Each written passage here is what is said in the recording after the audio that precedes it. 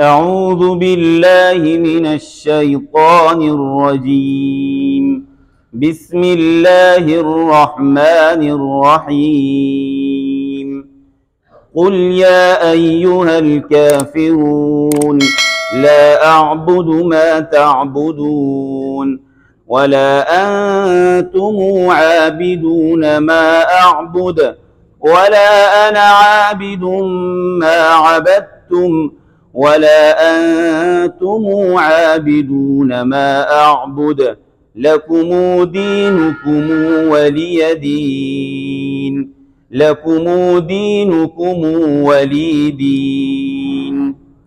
یہ سورہ کافرون انہوں نے پڑھا۔ سورہ معون کے بعد ہم نے سورہ کوثر نہیں پڑھا، اس میں صرف انا اعطینا یعنی قصر منفصل ہے ایک جگہ، باقی اس میں کوئی اختلاف حفظ کے ساتھ نہیں ہے۔ اور کافرون کے اندر اسی طرح یعنی مد منفصل میں قصر ہے، اور یہ قصر دونوں راویوں کے لیے ہے، بزی اور قنبل دونوں کے لیے، یعنی قرات ابن کثیر مکمل قرات ابن کثیر کے لیے میم جمع میں بھی صلہ دونوں کے لیے ہے، اور منفصل میں بھی قصر دونوں کے لیے ہے، متصل میں توسط ہے اور لازم میں طول ہے۔ اور میم جمع میں ان کے لیے صلہ ہے۔ میم جمع میں صلہ کی شرط یہ ہے کہ میم جمع ہم ہم کم اور تم کے بعد جب کوئی حرف متحرک ہوگا تو یہ اس کو کیا پڑھیں گے؟ ہمو کمو تمو ہمو۔ اور جب وقف کریں گے جس طرح ما عبد تم پر وقف کیا تو اس صورت میں اس کو کیا پڑھیں گے؟ ساکن پڑھیں گے۔ ولی دین انہوں نے 2 مرتبہ کلمہ پڑھا، ولی دین اور ولی دین۔ ولی دین پہلے زبر کے ساتھ پڑھا تو بزی کے لیے اس میں زبر بھی ہے اور بزی کے لیے اس میں سکون بھی ہے، اور قنبل کے لیے صرف سکون ہے۔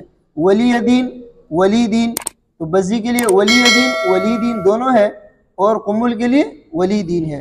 اور زبر پہلے اس لیے پڑھا کہ بزی کے لیے زبر مقدم ہے، بزی کے لیے زبر کیا ہے؟ مقدم ہے، اور سکون کیا ہے؟ مؤخر ہے۔ تو پہلے ہم نے بزی راوی بھی پہلے ہے تو ان کے لیے پہلے زبر پڑھا اور بعد میں سکون پڑھا، تو سکون دونوں کے لیے ہے۔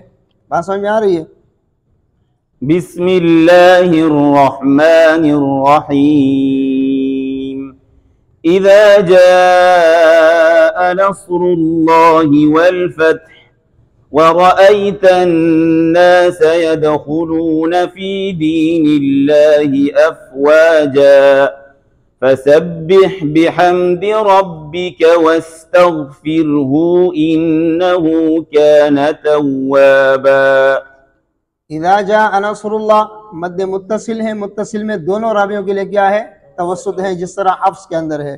اور آگے ہائے ضمیر ہے، واستغفرہ ہائے ضمیر کے لیے جو ہے نا ان کے لیے یہ ہے کہ ہائے ضمیر ماقبل اگر ساکن ہوگا تب بھی اس پر جو ہے نا اشباع کریں گے، صلہ کریں گے، الٹا پیش اور کڑی زیر پڑھیں گے۔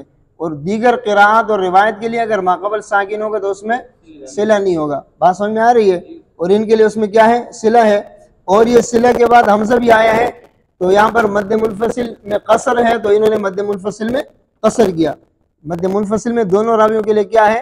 قصر ہے، تو اس لیے انہو کانا واستغفرہ انہو، واستغفرہ انہو میں مد نہیں کیا۔ بات سمجھ میں آ رہی ہے؟